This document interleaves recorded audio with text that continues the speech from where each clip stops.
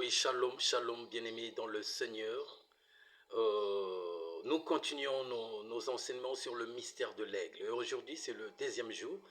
Nous avons continué, nous avons donné le rappel et après nous avons décollé pour révéler le mystère d'aujourd'hui. On a continué en donnant les rappels, nous avons dit mystère, c'est vérité cachée. Nous avons dit l'aigle, c'est un rapace carnivore, etc. Et nous avons dit qu'un chrétien peut aussi être symbolisé par l'aigle. Hier, nous avons dit que l'aigle, voyons cela, l'aigle, hier nous avons dit que l'aigle exploite ce désel pour aller plus loin. La parole de Dieu et la prière doivent être utilisées pour un vrai enfant de Dieu afin que sa vie chrétienne puisse aller très haut, très loin. Nous avons encore dit hier que l'aigle vole très haut. L'aigle vole très haut. L'enfant de Dieu ne doit pas se limiter dans le superficiel. Bartimée, dans Marc chapitre 10, verset 46 à 53, ne pouvait pas demander de l'argent auprès de Jésus, mais il visait ses yeux. Il avait compris que le monsieur qui passait, c'est-à-dire le Seigneur Jésus, qui passait, avait ses yeux.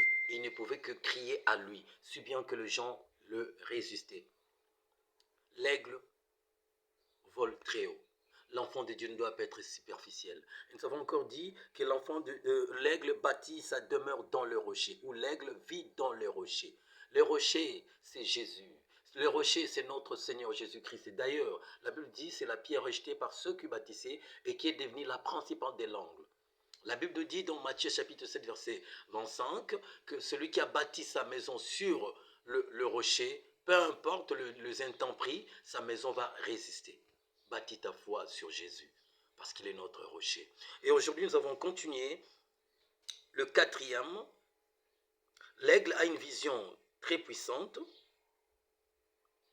L'aigle a une vision très puissante. Qu'est-ce que cela veut dire?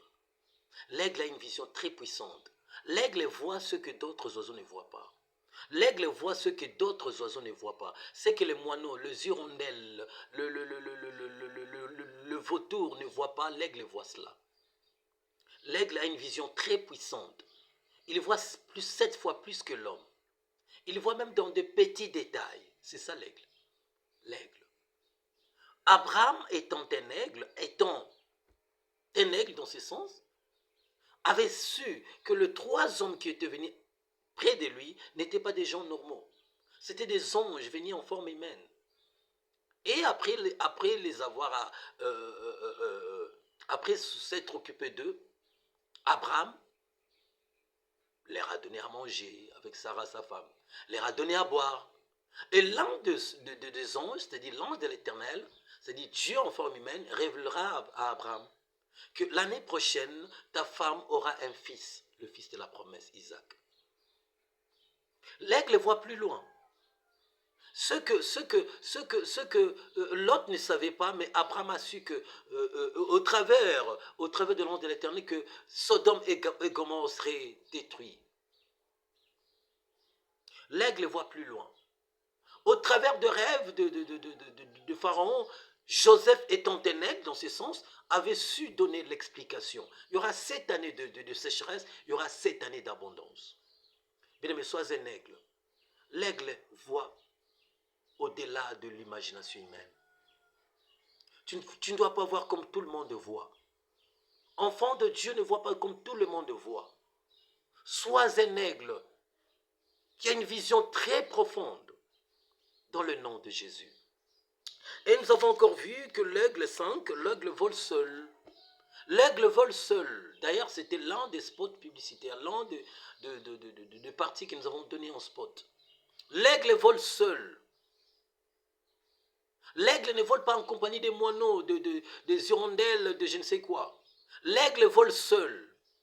Il y a des choses que Dieu pourra te montrer, toi enfant de Dieu, étant seul. Lorsque tu seras dans l'isolement, Dieu pourra te montrer des choses que peut-être lorsque tu seras ensemble avec d'autres, Dieu ne te montrera pas.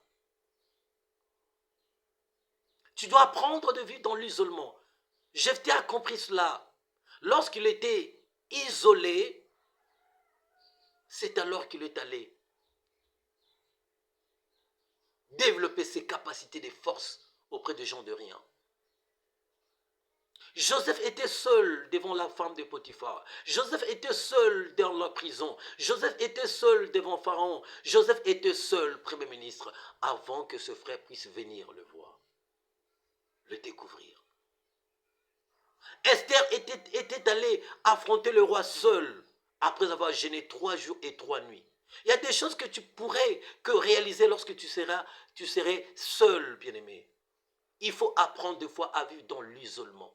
Ce n'est pas un péché.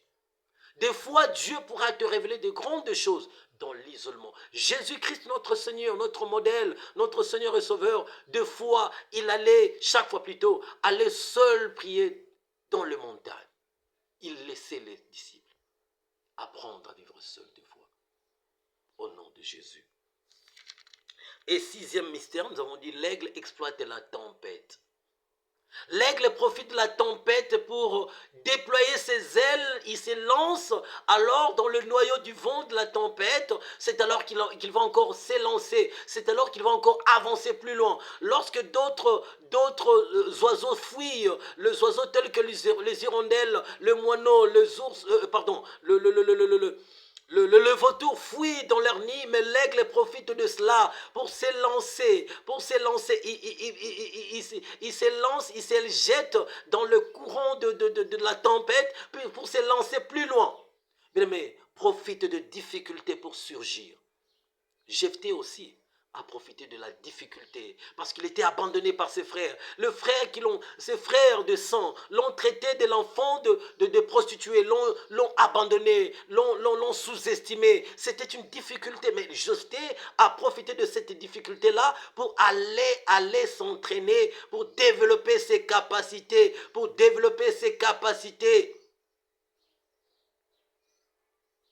Il faut apprendre à profiter de tempêtes pour créer une nouvelle opportunité de surgir.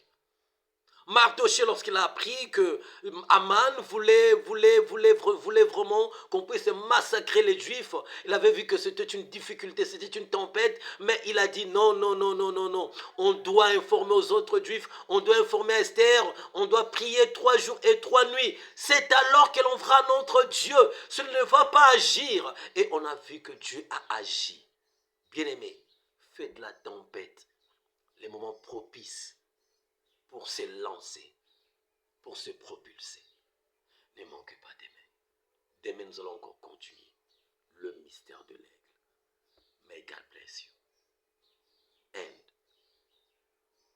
have a nice day in the name of Jesus.